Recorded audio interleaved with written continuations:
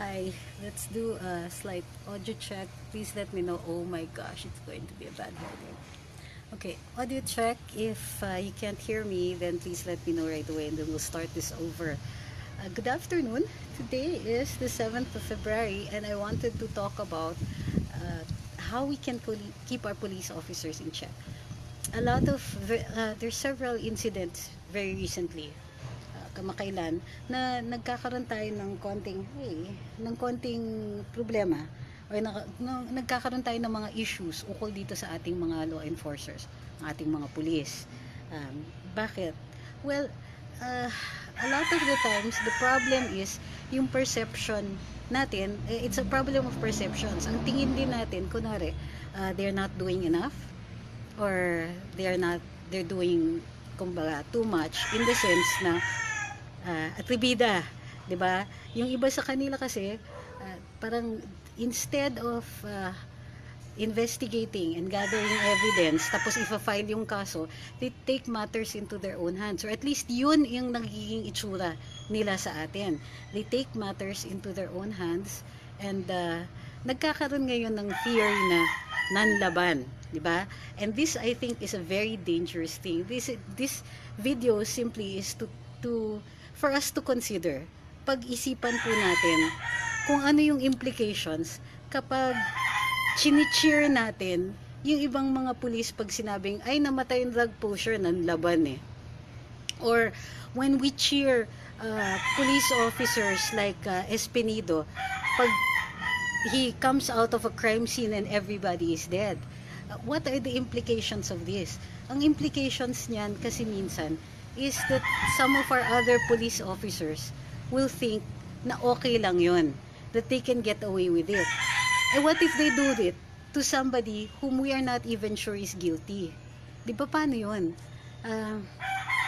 Ang reason kung bakit meron tayong court system, judicial system, ay kasi kahit very obvious yung crime, dadalhin pa rin natin sa isang objective na third party para mag-determine ng guilt or innocence at ganong katagal yung tao na yun ipakukulong. If ipakukulong.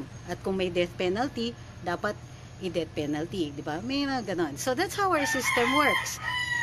No matter how obvious the crime appears, dadalhin natin dun sa mga nahihinaan. Yan. Dadalhin natin yung issue at saka yung akusado sa harap ng hukuman who is supposed to be objective at titingnan nung hukuman na yon kung ayon sa batas ay kailangan parusahan itong taong to. Ngayon, ano nangyayari pag tayo mismo pinapabayaan natin yung mga pulis natin magbigay ng excuses na ay sorry namatay yung drug pusher, nanlaban eh. We shouldn't condone this kind of behavior. Matagal na namin kino-call out yan dito sa Luminous. Sinasabi namin na why didn't you just bring this guy to court? If he is guilty, ba't nyo pinatay? Diba? Kahit sabihin pa natin, the guy is a drug pusher, the guy is a notorious drug lord. Kahit sabihin natin na halatang halata naman itong taong to na guilty to, the cops are not judges. Hindi po sila yung dapat naghahatol at nag-execute ng mga akusado. So ito ngayon ang nangyayari when the police think that they can do this. Pag sa tingin nila tatanggapin natin yung mga excuses nila katulad ng nanlaban eh. Ganyan. Hindi dapat katanggap-tanggap yan. At yung ang nangyayari kasi is it becomes sloppy police work. Anong obligasyon ba ng ating mga pulis? Ang obligasyon ng ating mga pulis ay alam nila yung batas. Tapos, kung merong lumabag sa batas, makakalagap sila ng ebidensya laban dun sa taong yon para yung ebidensya na yon ay maipresenta sa hukuman at yung hukuman po ang maghahatol at magbibigay ng parusa doon sa taong yon na lumabag sa ating batas. Anong nangyayari? Minsan, akala ng mga pulis, eh sila yung nakakaalam. Or sasabihin nila, masyadong mahirap kumuha ng ebidensya. Masyadong magagaling tong mga kriminal na to. Pero alam namin na ito talagang taong to guilty ito. So they take matters into their own hands, papatayin nila, or pamumukha nilang hinuli nila, tapos ay nanlaban eh. That relieves them of having to file a case. Hindi na nila kailangan magsampa ng kaso, hindi na nila kailangan magpresenta ng ebidensya, di na nila kailangan, tumitila, okay mga manak, di na nila kailangan magsuri ng ebidensya, ganon. Hindi po yan ang role, yan po ang role ng pulis eh, lumagap ng ebidensya, hindi po sila ang pumapatay. So, let's think about it the next time we want to cheer na ay may namatay na drug pusher, the next time Espinido walks out of an operation and everybody is dead. 'Di ba? Hindi ba si Police Superintendent Marcos pumasok siya sa correctional and allegedly may shootout, tapos after that shootout patay yung isang main witness natin dun sa drug trafficking? What happens when these things happen? 'Di ba? It's not good enforcement. And we cannot trust the police to always know who the right persons to kill are. 'Di ba? Hindi nila trabaho 'yan. Sabi ni Maria Angela Kahanding, nagkaroon nga po ako ng siniksism pag nakakarinig ng shootout. Suspicious na po ako sa police dahil sa nangyari kay Red. Tapos, bakit laging Caloocan yung namatay dahil ng laban? So, agree, 'di ba? We have to be suspicious. Kasi every time somebody dies in a police operation, obligasyon po ng police na mag-explain. At kung sila po yung nakapatay, usually yan, kinakasuhan yan. And only if they have a legitimate excuse, saka lang sila pakakawalan at i-reinstate. So, we really have to be careful with the lives of our citizens. Hindi ko sinasabing lahat ng nanlaban ay innocent. On the contrary, baka nga talagang alam ng mga pulis natin kung sino yung guilty o hindi. Pero obligasyon po nila. Obligasyon nila ang lumagap ng ebidensya at i-file yung kaso sa hukuman. Yan po yung sistema natin. Ngayon, paano kung yung sinasabi ng pulis, ang hirap kumuha ng ebidensya? Halimbawa, yung mga, let's say yung mga drug lord, pinapatay nila o tinatakot nila yung mga witnesses laban sa kanila.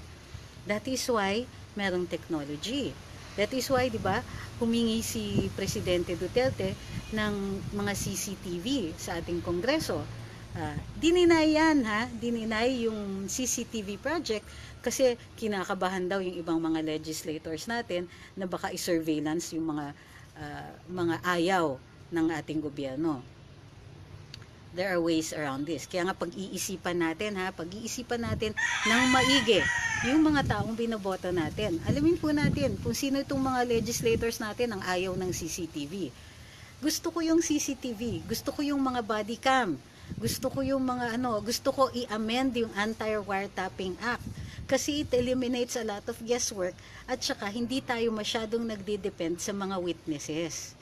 Kasi minsan ang witnesses pwedeng takutin, pwedeng i-coerce, pwedeng makakalimot, pwedeng hindi articulate sa hukuman at hindi maipapaniwala yung judge tungkol dun sa kaso o dun sa nakita nila o narinig nila, then meron tayong objective na evidence na magpapatunay ng krimen at ng guilt or innocence ng akusado. Isa pa, yung mga nagre-rely on heavily on opinion, handwriting. Meron pong mas technical na mga eksperto dyan. Pero minsan, yung ibang mga eksperto natin ay nakukumbinsi din. Either by power, by privilege, by bribes, or by sheer lack of technical expertise. Diba? So, ganun po yun.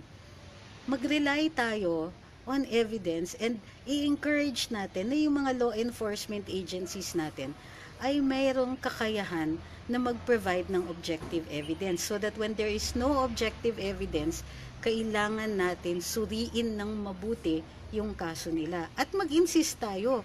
Huwag na po natin tatanggapin yung mga nanlaban theories. Kasi ini-encourage lang natin sila. And ito matagal na namin sinasabi, sige, tuwan-tuwa tayo, daming namatay na drug lord. I get it. Gusto ko rin talagang mamatay yung mga kumag na yan. Pero, what about those na hindi tayo sure? That's where good investigation comes in. At paano natin ngayon nagre-rely tayo sa tiwala natin sa ating mga kapulisan, sa mga law enforcement agencies. We have to be able to trust them. But if they do things like present a terrible case, like itong ginawa nila dito kay Red Santillan, itong holo bombings, how do we trust them now? And itong buong justice system, it works on a lot of trust. We trust the courts to make an objective decision. We trust the police officers to rely on evidence. We trust that the system will work against a guilty person but in favor of the innocent. Kaya, always think about it. Huwag natin i-encourage yung ating mga law enforcers or even our government agencies na mag-shortcut. There's a reason for having courts. There's a reason bakit may sistema na ganyan. Para kahit paano lahat tayo protektado from an unfair law enforcement, an unfair state, an unfair government. Kaya yung sa iba na parating nagtatanong, bakit ang dami-daming rights ng akusado? Maraming rights ang akusado kasi ang kalaban mo yung buong estado. Kalaban mo mga pulis. Kalaban mo yung presumption of regularity of government officials. Yun. In fact, pag tanim yung ebidensya, ang laki ng kalaban mo. 'Di ba? How are you going to disprove yung tanim na ebidensya? Particularly kung kunwari mag-isa ka at the time na tinanim yun. Nakikita po ngayon natin, this is one reason why I never cheered for Espinido.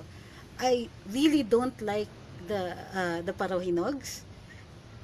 I know that somehow they were involved in drug trafficking. But I do not wish them to die like that. I want the death penalty, but I want it imposed after a trial.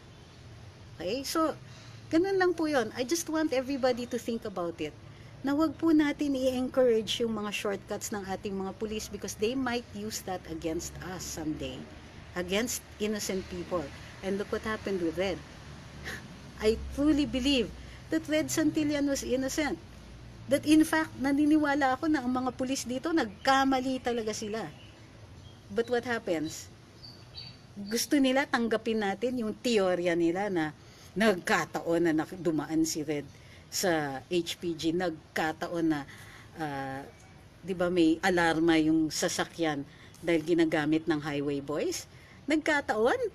Nasaan yung pruweba ng pulis?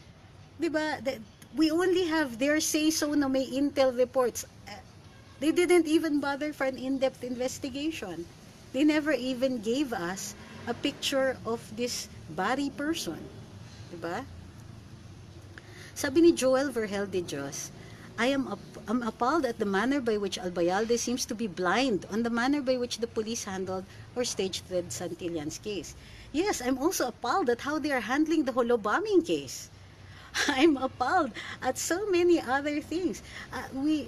Attorney Ahmed was consulted on a case involving a 15-year-old boy who was beaten up by police and then supposedly nanlaban yung bata, binaril nila, pinatay nila on suspicion of being a drug pusher. He tested negative for drugs and there were no witnesses to attest to the fact that this kid was even involved in any drugs. He had a friend who was possibly a pusher. But who's going to bring back that kid's life? Diba? Let's listen to our own good judgment every time. Every time may hinuhuli ang police, that person is a suspect or an accused. Diba?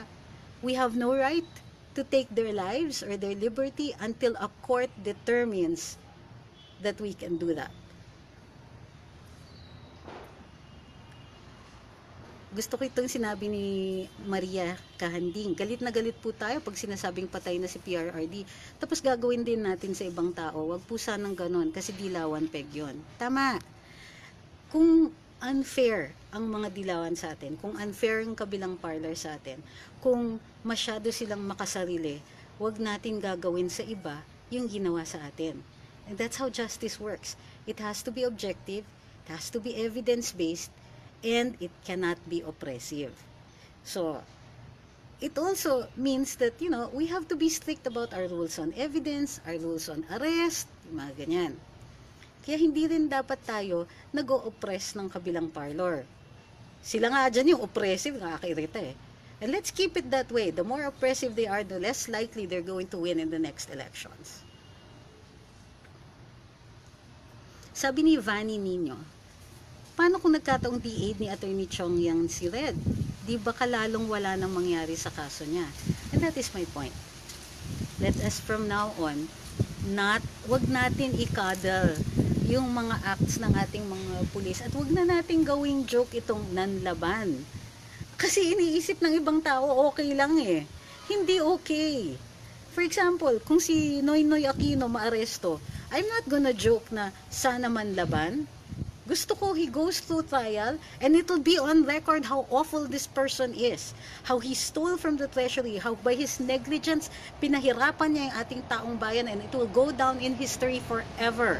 Instead of yung kunwari manlaban, papatayin siya and all that. I don't want that. I don't want that because I want his sins on record. And I want him punished. I want him punished and put in jail. Diba? Sabi ni Gary, this policing the police, don't we have internal affairs? Yes, but internal affairs are police also. Diba?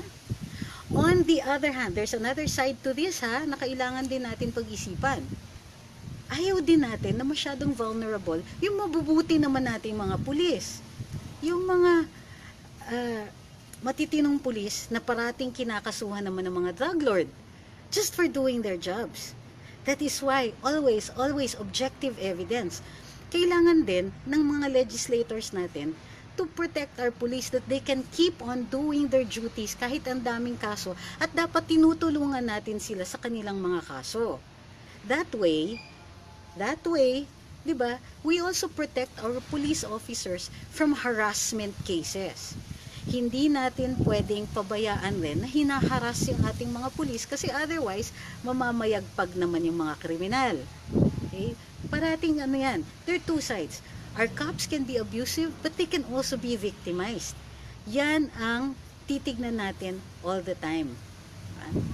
Sabi ni Dax Pasimanero, sana hindi ma-whitewash tuluyan ang kaso ni Red Santillan.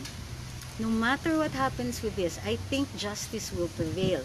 But we must trust in the system. And the police have to let the system work. Diba? Sabi ni Jomar Manyalak, kasi hindi naman tayo in competition with TP. Sabi niya kakatapos lang ni TP, buti nilang hindi kami sabay. Sabi ni Jomar Manyalak, just done watching TP live. Napaka-hot lang ng issue at nakakamura talaga to the point that we cursed Badoy, bad faith to happen to her. But here you are, you know how to become and to be objective and justify. Ang ganda ng combinations niyo ni TP, SAS at Congressman Mocha. Well, yun na nga, hindi kami nagsasapawan because we respect each other. In fact, we don't always agree with each other, but we agree with a lot of the issues. Alam mo yun, there are times na nagdi-discuss kami. Tama ba tong pinanigan natin? Can we do this? We check each other also. And that's what I like about yung ibang mga pro-Duterte vloggers. They listen. And it's not just TP, SAS, and Mocha. There's Mark Lopez. Si Drew, kahit balahura at saka patawa, if you listen, natututo na rin siya to look at things, political events. And sometimes nakakatakot yung humor niya because ang sakit pero ang tama. Diba? Sabi ni Grace Bermudez Fredeluces, bakit si Red lang ang parang iniimbestigahan? Bakit yung babaeng namatay parang wala lang, baliwala ba ang buhay niya? It's because her family has not filed a complaint. And unfortunately, mabigat po yun. Although, kasama pa rin sila. Yun lang nga, things like her autopsy, yung mga findings with regard to her, are subject to the family's willingness to prosecute the case. Sabi ni Roel Galo, dapat hindi palusutin si General Carranza dahil alam niya yung nangyari kay Red. Oo, but let's go beyond Red, ha? Let's go also to those other cases, to those people we don't like who died. Itong father nung mayor na tumetestigo laban kay Laila de Lima Espina. Yun, that guy was possibly involved in drugs, maybe involved in drugs, we don't know. Pero pinatay siya ng pulis. Hindi po dapat natin tanggapin yan. Kailangan, and it is a good thing, kasi si Superintendent Marcos at saka yung team niya, they are in court. I'm just a little disappointed that their administrative cases were dismissed. Madali i-dismiss, lalo na kung pulis at pulis din ang nagdi-decide dun sa mga sins ng ibang pulis. Sabi ni Mary Ann Vidal, they didn't even explain bakit late nila na-inform yung family ni Red. Oo nga eh. Sabi ni Miriam Martinez, watching from Beijing siya. Tapos sabi ni Liz, madidistinguish naman po yung good cop from bad cop from what they conduct and report the facts. Yung body ni Santillan considered as a fact, pero yung report ng police contradicts the science. Yes, but again, good and bad are judgments. And we have to base our judgment on evidence. So dito nakikita natin na yes, meron talagang problema itong operatives na nag-operate dito kay Red. But I see that there's also a problem with the police who declared a case closed or case solved dun sa Holo bombings. Hindi pa nila na-interrogate lahat ng mga suspects. Case solved na? Diba? So, let's not concentrate on just a single case. Let us always be objective about all the cases that our law enforcers handle. Sabi ni Maria, huwag po ibang eyeglass when looking at things. Huwag kampihan system, equality po ng application ng moral values natin. Otherwise, wala pong integrity, gaya-gaya lang. Oo, yung kabilang parlor yung ganun. Huwag tayong ganun. Sabi ni Louie Agrivet, kung mapapatunayang guilty mga scalawag na pulis, makukulong ba si Carranza? Ilang taon makukulong? Kung kasama siya. It will depend on what the charge will be. If it's going to be conspiracy to commit murder or if it is homicide mas mababa ng konti yung penalty. Pero kung murder yan, that's reclusion perpetua. Sabi ni Lenny de Jose, tama, parusahan yung mga may kasalanan para maging aral sa bawat isa. Kasi kung manlalaban at napatay, hindi na niya napagdusahan ang kanyang kasalanan. Ang swerte naman niya kapag patay na siya kasi tahimik na. Correct. Sabi ni Charlie Crisostomo, ang problema dyan, nagsama-sama na mga pulis, malaking general involved supporting the crime, etc. Okay, there's another thing that we need to think about. Bakit ang konti-konti ng funding ng mga law enforcement agencies natin? Sino ba ang nagbibigay ng funding? Hindi ba ang Kongreso? Now, tignan mo ang NBI for instance. Ang NBI, ang laki ng kinikita nila doon sa sale, quote-unquote, na pag-issue ng NBI clearance. Ang laki niyan. That runs in the millions, if at least 100 million. Pero that goes to the Treasury. Does the NBI get an update on their crime lab? Is it funded? No. Do they have helicopters? Do they have new cars? Do they have money to pay informants? No. The NBI, in theory, can fund a lot of its operations and a lot of its acquisition of equipment if they're allowed to keep the fees from the NBI clearance. But they're not allowed to do that. You know why? Because they'll become more independent. Because then they'll be able to go after criminals because they are funded. Do you see where I'm getting at? a lot of the times we forget that many of our legislators keep our law enforcers poor. They keep our law enforcement agencies under-equipped. Okay? Napansin nyo, hanggang ngayon, wala pa ring body cam. Now, who is the force or the power who is doing that? Shouldn't we think about that also? Sino ba ang hindi nag-aalaw ng pondo para sa ating mga pulis so that they can be more objective, so that they can gather more evidence that is more objective? Think about it. Diba? That's why susceptible yung mga pulis natin to shortcuts, because it becomes too hard to get evidence. So yun lang po muna. It's something for us to think about, diba? Something for us to consider. Tama na itong nanlaban theory. At we have to think up of ways to make sure our law enforcers can come up with evidence that is fairly objective. And tama na yung pag-o-oppress sa akusado. Right now, the Constitution says innocent until proven otherwise. Ito, sabi, tama si Suzette. Yes, because as much as possible, the police can't catch their wrongdoings. Correct. We need to be able to set up our cops so that there is a way to get evidence. Sabi ni Iris Bato, no body cam, no operation. Good yan. Sabi ni Nanette Chang, insightful yung point of view ninyo sa finances and budget ng ating armed forces. Yeah. Yes, think about it. Why? We should be giving them a lot of money. But why don't we do that? And who are rich people? That is why our justice system there's always an attempt to corrupt the system, because we can just withhold funding. Our legislators can just withhold funding from our law enforcement agencies. Not a good thing. I think that they should have independent funding, independent from our Congress, and independent from the political appointment system. We need somebody who can say no to higher powers, di ba? So, sabi ni Grace, so tama pa lang CHR. I'm not going to go that far. Kasi ang CHR goes on the extreme other end. Sometimes yung CHR, hinaharas naman nila yung ating law enforcers, and I don't also want that. Some of them, they're really just doing their jobs.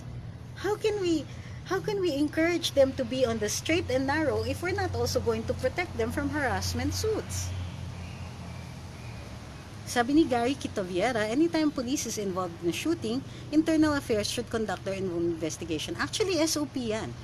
I feel that police have no fear to shoot suspects. There has to be another agency that's policing our police. Yes, but like I said, the other part of that is we don't also want our cops to be harassed.